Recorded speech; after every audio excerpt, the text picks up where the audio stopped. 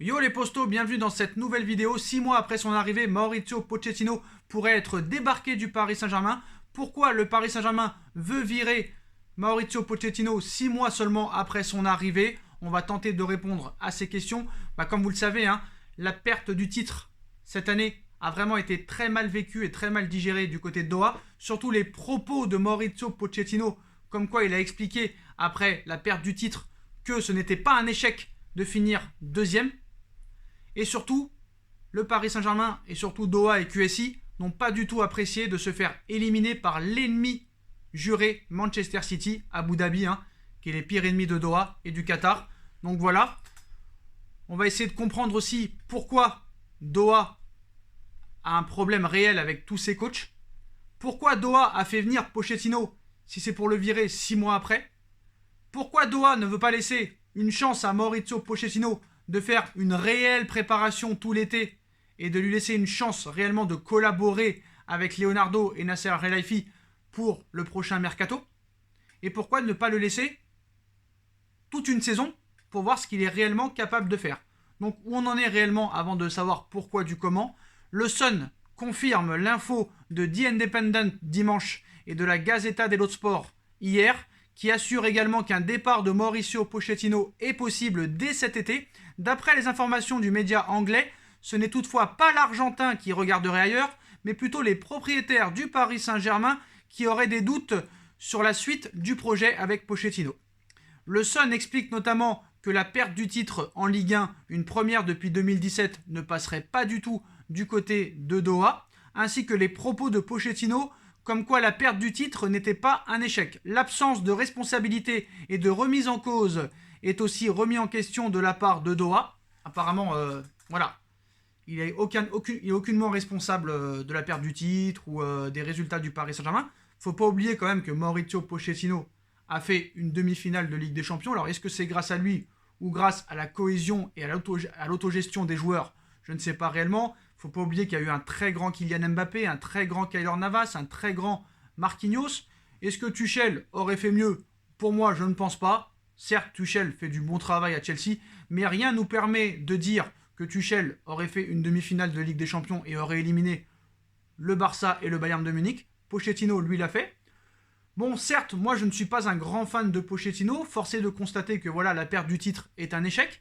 Il a quand même gagné le trophée des champions, il a quand même gagné la Coupe de France, il a quand même fait une demi-finale de Ligue des Champions qui a quand même été gâchée contre City, mais voilà. Certes, il a ses responsabilités, mais il n'y a pas que lui qui est fautif dans cet échec. Voilà. C'est vrai qu'il ne prend pas vraiment ses responsabilités depuis le début, alors qu'avant de débarquer au Paris Saint-Germain, il avait lui-même dit à la BBC qu'un coach doit être jugé dès le début, des changements doivent être procédés. On doit procéder à des changements dans une équipe. Il faut avoir une identité de jeu très rapidement. Et c'est vrai que l'identité de jeu a été complètement absente. Voilà, tu as été porté par un Kylian Mbappé, par un Marquinhos, par un Keylor Navas, qui ont été tout bonnement exceptionnels. Mais maintenant, pourquoi le PSG veut pas laisser le temps à Pochettino de faire quelque chose? La raison est très simple, les postos. Il y a une Coupe du Monde au Qatar en 2022. Le Qatar est propriétaire du Paris Saint-Germain. Le Paris Saint-Germain, Doha et QSI essayent de gagner la Ligue des Champions depuis 2011. Chose qu'ils n'ont jamais réussi. Ils ont été proches cette année, ils ont été très très proches l'année dernière. Mais vraiment, l'objectif, quand Doha a racheté le Paris Saint-Germain en 2011, c'était de gagner la Ligue des Champions avant la Coupe du Monde au Qatar. Et comme vous le savez, la dernière chance, ce sera l'année prochaine. Donc il risque d'y avoir un très très gros mercato. Et Doha voudrait arriver à la Coupe du Monde avec la Ligue des Champions du côté du Paris Saint-Germain. Et maintenant, il ne reste plus qu'une chance. Alors que, voilà, ils avaient 12 chances. La Coupe du Monde a été attribuée en 2010 au Qatar, donc ils avaient 11 chances de gagner la Ligue des Champions. Les 11 sont partis en fumée, il n'en reste plus qu'une. Et l'objectif principal de Doha l'année prochaine, ce sera ni la Ligue 1, parce qu'eux nous expliquent que la Ligue 1 est très important pour eux, mais c'est peut-être pas si important que ça pour eux. Alors certes, ça fait quand même tâche de ne pas gagner la Ligue 1 parce que tu perds quand même la crédibilité. Avec le budget que tu as, la Ligue 1 quand même est assez faible. Ça fait toujours tâche. Mais la priorité de Doha maintenant, c'est de gagner la Ligue des Champions. Et Doha va tout faire pour ça. Alors est-ce que la solution pour gagner la Ligue des Champions, c'est de virer Pochettino? J'en suis pas réellement sûr. Parce que Pochettino commence maintenant quand même un minimum à connaître bien le groupe. Ce serait vraiment pour moi, je dirais pas faute professionnelle, mais ce serait quand même limite faute professionnelle de déjà virer Pochettino. Parce que là, tu prendrais le risque de l'éjecter, tu prendrais le risque de prendre un nouveau coach qui ne connaît pas du tout le groupe et qui repartirait sur un chantier à zéro, et là, tu n'as pas réellement le temps. Laisse Pochettino faire ce qu'il a à faire. Moi, je pense que c'est la meilleure méthode. Même si je pense que ce n'est pas le plus grand entraîneur du monde, je pense qu'il connaît bien le coach. Ce n'est pas les meilleurs entraîneurs qui ont gagné les Ligues des Champions les 20 dernières années. Donc je pense que Pochettino connaît très bien le groupe. Apparemment, l'entente avec Leonardo n'est pas si exceptionnelle que ça. Mais bon, voilà, il a prouvé à Tottenham, il a prouvé à Southampton, il a prouvé à l'Espagnol Barcelone. Alors certes, il n'a rien gagné, mais au niveau du jeu, il y a eu quand même quelque chose. Après, vous allez me dire, oui, mais regarde, Emery, il faisait des très bonnes choses au FC Séville, il fait de très bonnes choses à Villarreal. À Paris, il n'a pas réussi. Pareil pour Ancelotti, pareil pour Tuchel. Le problème aussi, il faut que Doha se remette en question un minimum. Être coach au Paris Saint-Germain, apparemment, c'est épuisant. C'est ce que nous explique aussi The Independent et le Sun, comme quoi Mauricio Pochettino, quand il est arrivé au mois de décembre, enfin début janvier, il ne s'attendait pas du tout à ça. Il s'attendait quand même à un minimum de tranquillité, et ce club a rien de tranquille, il faut dire la vérité. Doha veut des résultats très très très rapidement. Sauf que le problème, c'est que Doha ne s'est jamais vraiment remis en question, parce que qu'est-ce qui s'est passé réellement cette saison? Il s'est passé la même chose lors de la saison 2011-2012. 2011, Paris est racheté par QSI. Camboiré, qui est entraîneur depuis 2009, continue et commence la saison avec le Paris Saint-Germain, mais il sait très bien qu'il y sera viré, quoi qu'il en soit, au mois de janvier. C'est exactement ce qui s'est passé cette saison. Camboiré était premier avec le Paris Saint-Germain. Camboiré a sauté à la trêve, parce que surtout que il n'y avait pas eu de qualification en Europa League. Paris s'était fait sortir des poules et aussi sortir du premier tour de la Coupe de la Ligue. Ancelotti est arrivé. On attendait de très gros résultats. Un titre en championnat et un titre en Coupe de France. Et Ancelotti a fini deuxième derrière Montpellier. Ils n'ont pas fini derrière Lyon, derrière Marseille, derrière Monaco qui était à l'époque en Ligue 2 ou derrière une autre grosse équipe. Non, ils ont fini deuxième derrière Montpellier. Et ça avait été très mal vécu aussi. Et en plus, ils s'étaient fait éliminer en Coupe de France en quart de finale contre Lyon. C'est-à-dire que non seulement Ancelotti n'a pas réussi à gagner le titre en 2012 après son intronisation en janvier, et en plus surtout que le calendrier du PSG était grandement allégé.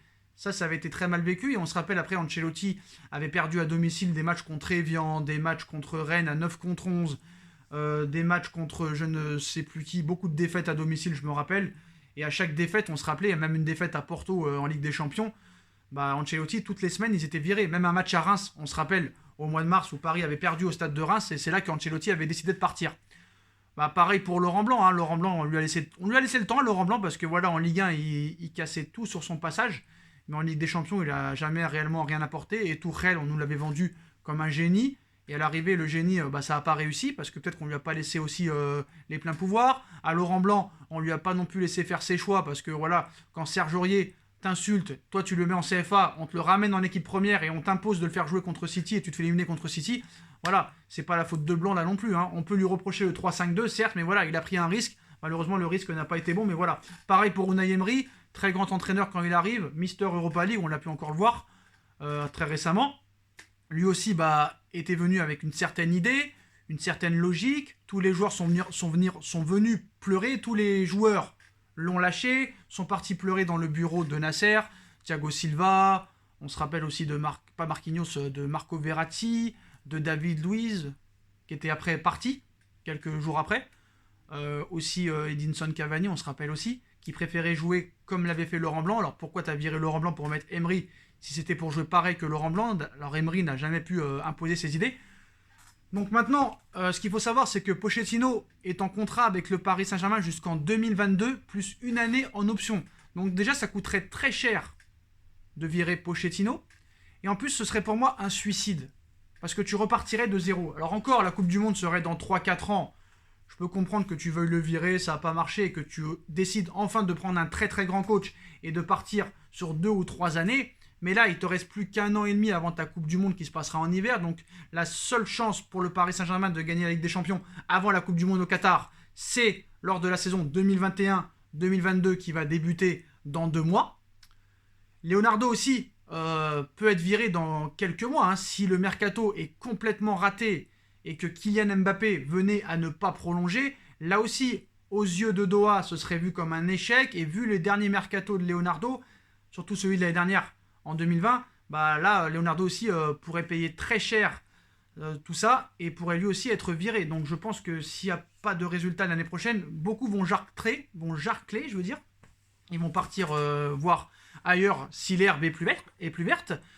Mais voilà, économiquement, ça coûterait très cher parce que Pochettino, je crois que c'est l'un des plus gros salaires de l'histoire pour un coach au niveau du Paris Saint-Germain. Il avait un salaire, je crois, de 555 000 euros qui évoluerait après à 600 000 à partir de la saison 2021-2022. Donc ça coûterait très très cher, de 12 à 15 millions d'euros pour virer Pochettino. Est-ce que Doha est prêt à ça? On sait que voilà, Doha est multimilliardaire, ça pèse plus de... Je sais plus tellement qu'il y a plus de chiffres. Il y a plus de chiffres tellement que Doha pèse très très très lourd. On parle plus de 100 milliards de dollars quand même, de 100 à 300 milliards de dollars, donc c'est pas un problème pour eux. C'est une goutte d'eau pour eux, faut dire la vérité. Mais voilà, en soi, vraiment, il y a, à part la perte du titre en Ligue 1 et à part l'impatience, parce que Doha est très impatient, et ça, on peut les comprendre. Nous-mêmes, supporters, on est très impatients de voir le Paris Saint-Germain gagner la Ligue des Champions. Mais je pense pas que ce soit très réellement judicieux de virer Pochettino maintenant, alors qu'il connaît très bien le groupe, et prendre le risque de prendre un nouveau coach, aussi bon soit-il, il ne connaîtra pas aussi bien le groupe que le connaît actuellement Mauricio Pochettino. Après, Pochettino, voilà, il a fait des mauvais choix. Ne pas mettre Rafinha titulaire pendant plusieurs matchs quand Verratti n'était pas là ou quand Paredes n'était pas là, pour moi, c'est une faute. D'avoir placé des joueurs à certains postes aussi, pour moi, c'est une faute. Mais voilà, en soi, tout ce qu'il a fait, tout le monde l'aurait fait. Voilà. Et c'est vrai que du côté de Doha, on a prolongé Neymar, certes pour le merchandising, parce qu'on sait très bien que Neymar sera idolâtré par les supporters, surtout les supporters très jeunes, hein, entre 10 ans et 20 ans, quoi qu'il fasse sur le terrain. Mais voilà, du côté de Doha, on en a un peu marre de Neymar. C'est vraiment une pub Neymar pour Doha. Mais voilà, ils croient plus en Mbappé qu'en Neymar à Doha. Mais ils espèrent enfin que Neymar sera le Neymar du FC Barcelone ou le Neymar des 6 premiers mois, des 2 premières années au Paris Saint-Germain. Après, c'est vrai que l'absence de responsabilité de Pochettino est à mettre en cause et à remettre en cause parce que voilà, un entraîneur ambitieux n'a pas le droit de dire que c'est un échec, que ce n'est pas un échec, excusez-moi. C'est vrai que voilà, il n'arrive pas à prendre vraiment ses responsabilités. Il n'a pas le droit de dire, après la perte du titre, finir deuxième n'est pas un échec. Si, c'est un échec. Et de dire aussi qu'on ne peut pas me juger sur les 6 premiers mois, ça aussi, ça fait un petit peu gnangnan, on va dire. Et ça fait un coach qui n'a pas d'ambition. Voilà, un coach est jugé à chaque match, peu importe son arrivée. Voilà, quand Tuchel est arrivé à Chelsea, là non plus, c'était pas son équipe, mais peut-être que Chelsea laisse plus de liberté à ses coachs. Et voilà, Chelsea est en finale de Ligue des Champions, et Chelsea est qualifié aussi en Ligue des Champions en finissant dans les 4 premiers, alors qu'ils étaient 9e quand Tuchel arrive. Donc voilà. Moi, je suis ni un fan de Tuchel, ni un fan de Pochettino. J'étais pas un fan de Laurent Blanc non plus, mais forcé de constater que tous ces mecs qui sont passés au Paris Saint-Germain n'ont aucune liberté de faire des choix. Que ce soit au niveau du recrutement ou que ce soit au niveau des impositions des joueurs. Ce n'est pas eux qui décident, ce n'est pas eux qui font les compos, on a l'impression, même si des fois on a vu qu'il y a des choses invraisemblables. Pourquoi ça s'entend pas si bien que ça avec Leonardo? Quand Leonardo te recrute Danilo, Rafinha et que toi tu ne les fais pas jouer, là aussi Leonardo a de l'orgueil et il n'aime pas trop ça. Donc voilà, il devrait y avoir quand même un minimum de revue d'effectifs cet été. On veut se débarrasser de beaucoup d'indésirables. Leonardo aussi est sur la sellette, faut pas l'oublier. Doha lui reproche d'avoir dépensé les 52 millions de l'été 2020 pour avoir levé l'option d'achat de Mauro Icardi. Alors est-ce que Leonardo va devoir aussi vendre Icardi pour sauver sa peau? On ne sait pas. Mais en tout cas, voilà, Doha réfléchirait à virer Pochettino, mais pour l'instant, il n'y a pas de réelle discussion avec d'autres coachs. On sait que Allegri est libre et qu'il est entre la Juve et le Real. On sait que Conte a quitté l'Inter. Est-ce que Paris serait intéressé par Antonio Conte? On ne sait pas. On sait que la priorité de Leonardo a toujours été Massimiliano Allegri. Pochettino n'est pas le premier choix de Leonardo, c'est le choix de Nasser et de Doha, comme l'avait été Unai Emery, mais voilà. En soi, la réelle raison de vouloir virer Pochettino de la part de Doha, c'est l'impatience. Surtout l'impatience. Voilà, et pas la qualité du coach.